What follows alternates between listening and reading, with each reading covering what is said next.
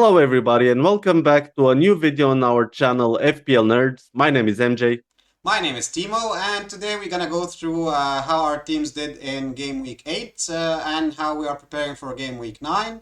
My transfers only because MJ already used the wild card and we did the wild card on a separate video. You can always check it on our channel if you're interested. And also, of course, the captaincy picks and all the good stuff. So let's jump into it and see what we have for you today.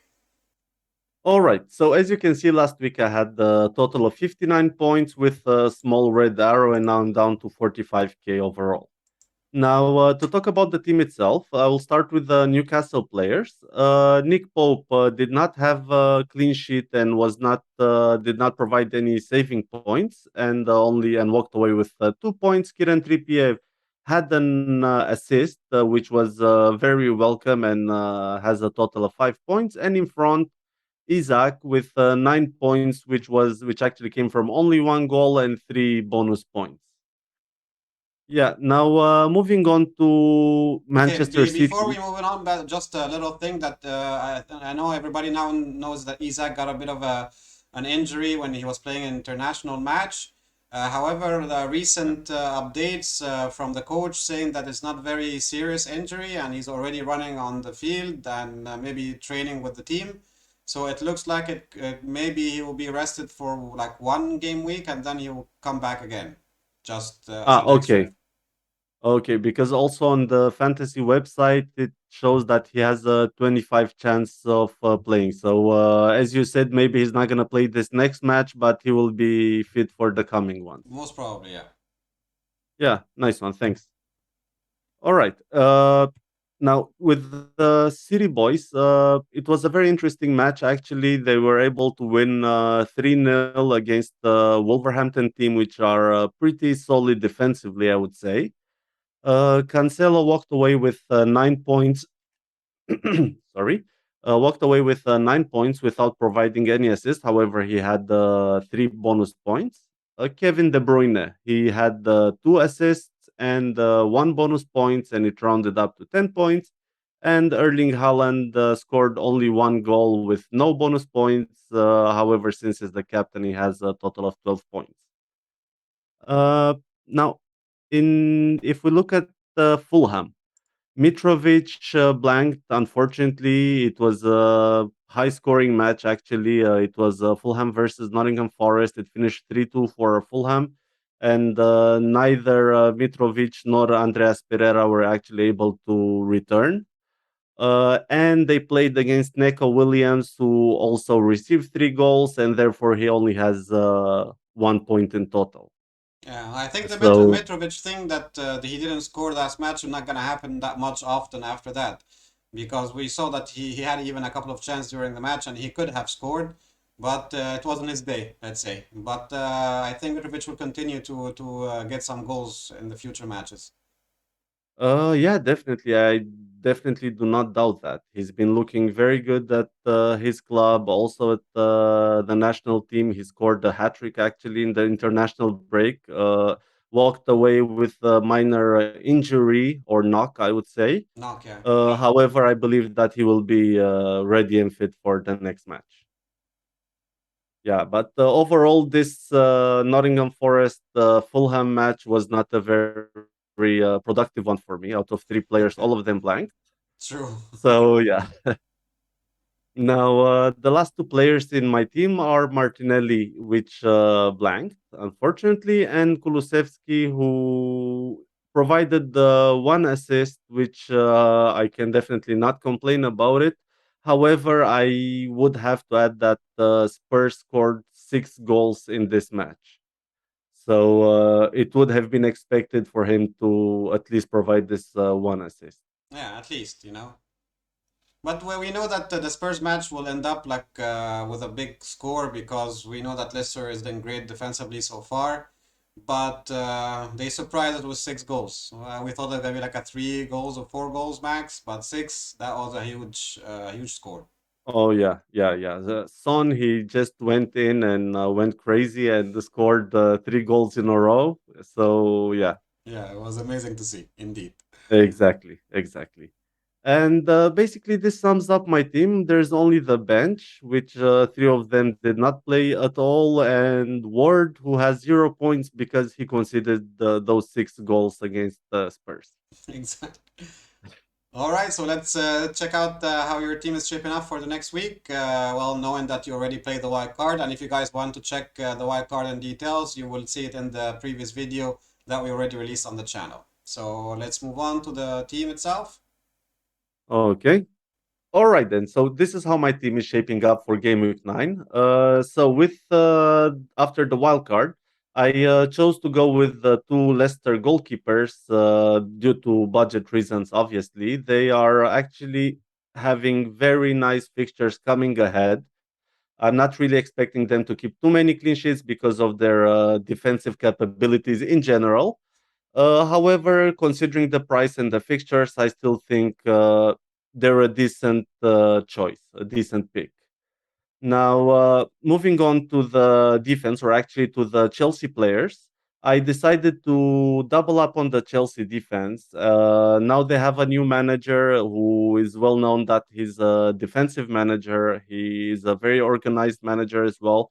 And both James and Kukurea, I believe that they will be in his starting lineup. Let's not forget Kukurea was actually playing for him in Brighton, Brighton. yeah. Exactly. And James, we all know how good he can be on that right hand side and how offensive he can be. Yeah, and then the Now, Champions League match also, he played both, and he played Cucurella as a CB, and then James on his rightful position on the right side. So I think that they're exactly. gonna be first choice for Potter. And Kukurea can also play left CB as well as left wing back. So I think this is also something very good, which let's say increases his minutes, overall minutes throughout the season.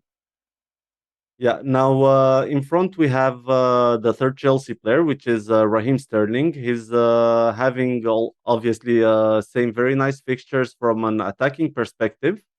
And if you look at the projected points, okay, you will actually see that he's only fifth, or actually not just only, he's fifth, and comes straight after Salah, Haaland, Son, Kane. All right. So all the other players have higher budgets. And keeping this in mind and keeping in mind his amazing positioning, I really think he can provide the goods in the coming game weeks. Yeah, not to mention also that there is Aubameyang now as a number nine playing in the front, so that will help him also a lot. They can make a really good duo. Yeah. Actually, in the Champions League game as well, despite the fact that it wasn't a very successful match, they had a very nice partnership. Indeed. Yeah, and now let's move to Manchester City. I chose to have De Bruyne and Haaland. Haaland, obviously, there's no reason to go more into it. It's just a must-have. Everybody will own him. Almost everybody will captain him, so he's not leaving my team.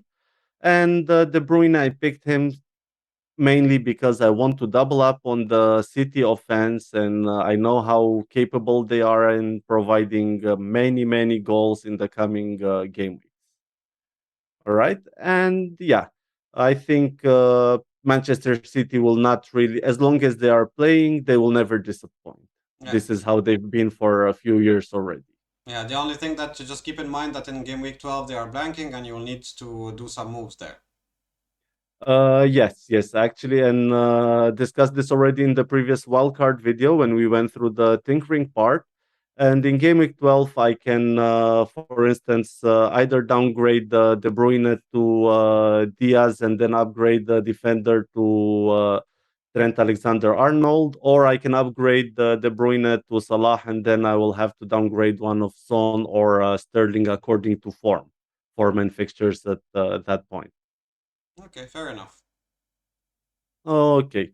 Now, moving on, I have in the defense Kieran Trippier. He's been a decent choice ever since the beginning of the season. They are pretty solid defensively. Their fixtures don't look too bad, and he's on free kicks, corners. He's the full package, to be honest. For his price, he's the full package.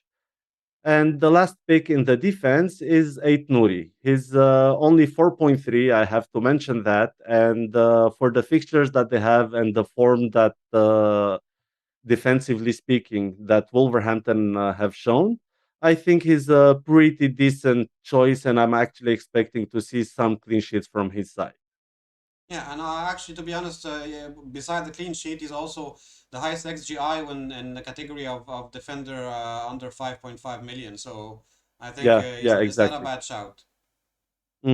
Yeah, thanks for the add on. Now for the middle, I the last two players will be Son, which looked absolutely amazing in the last match, and let's hope he broke the ice because he was pretty unlucky ever since the beginning of the season. He had a fair share of chances, but he missed most of them, actually all of them. And I really think that now things are turning around. He also scored for the national team in the international break, and he's looking really good.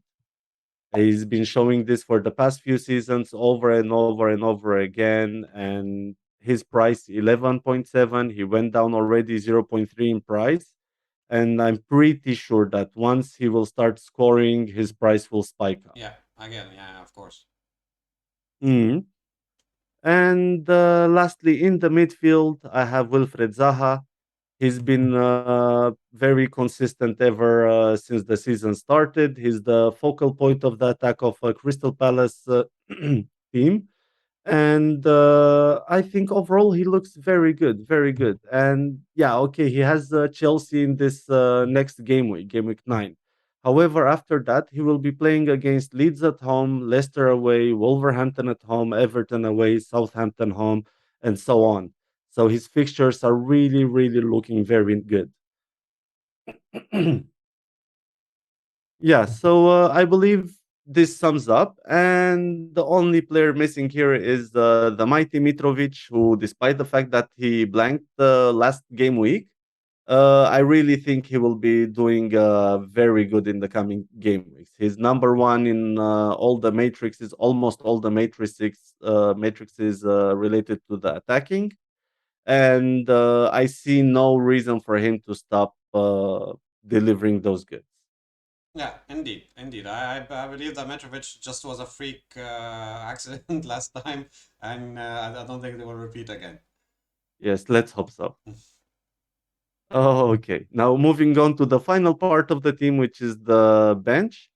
As a goalkeeper, I have Iverson, which will be which will be the backup forward. So whichever one of them will be playing very good. And then I have Neko Williams, who is a very good asset for his price with decent fixtures ahead. He's a very good attacking fullback.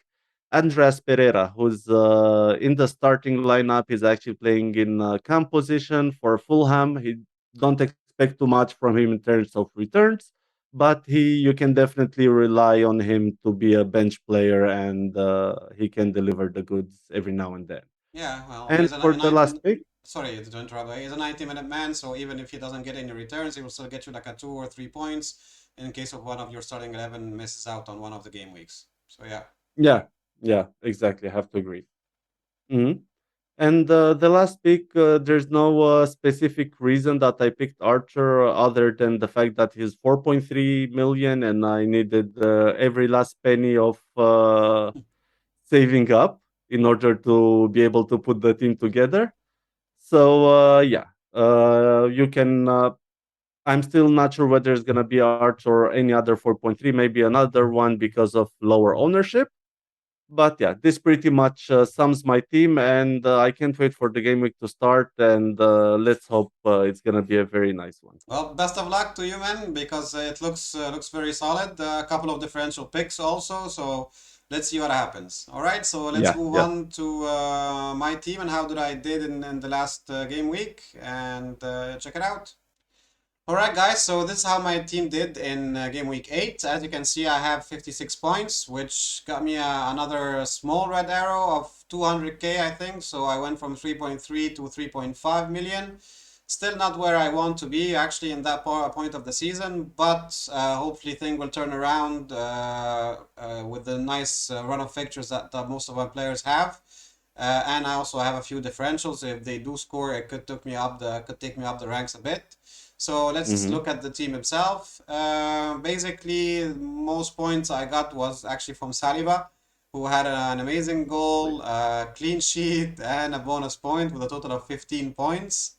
Next to him, Cancelo with a clean sheet and 3 bonus. Trippier with an assist, as we mentioned in the previous slide with MJ's team.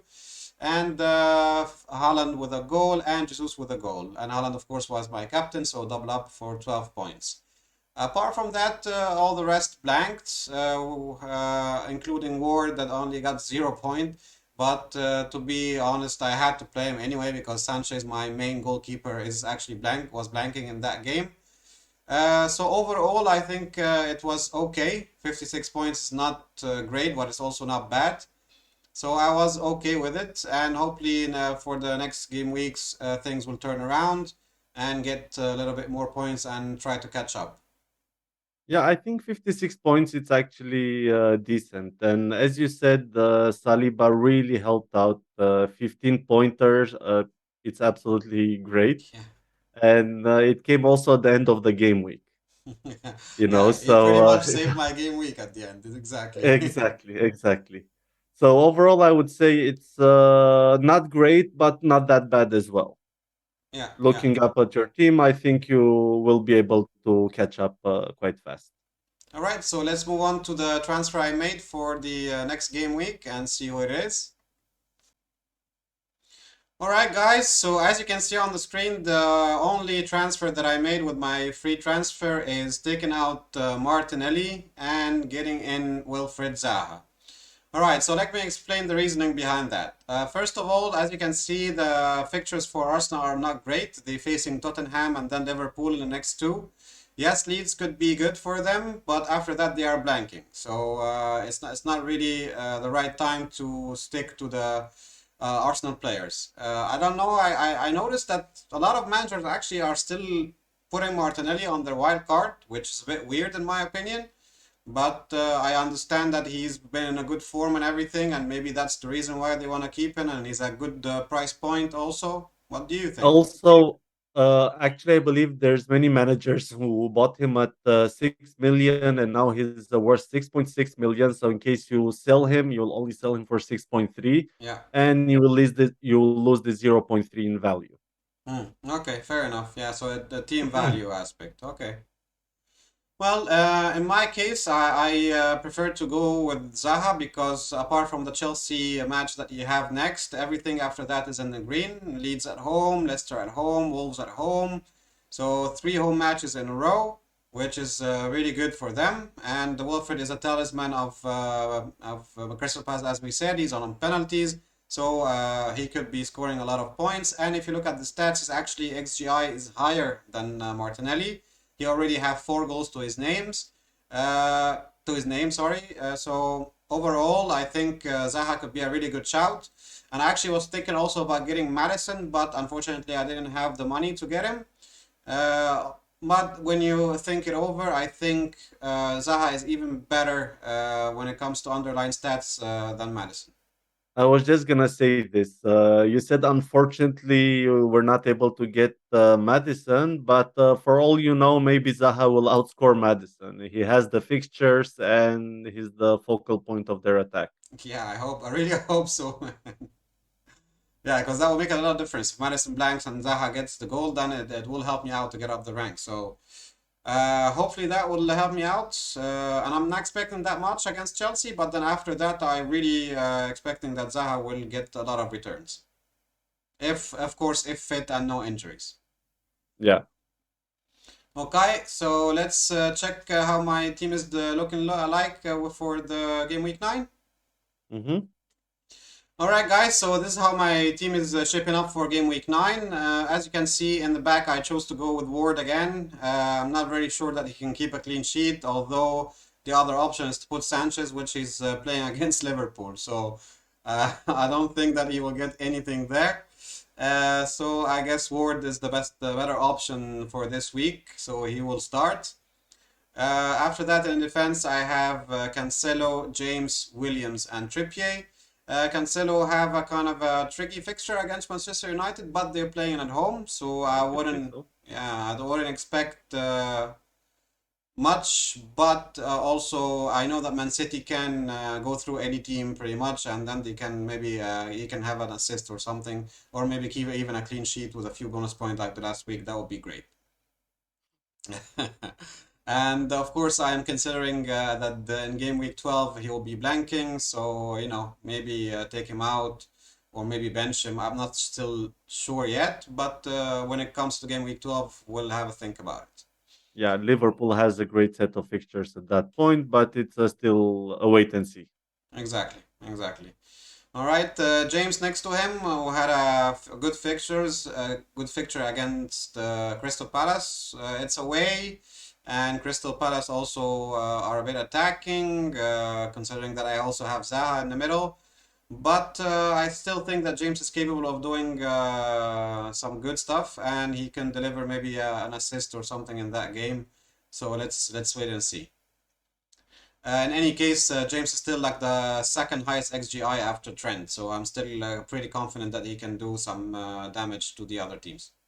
Yeah, he's definitely a class player, and he's proved it over and over again. Exactly.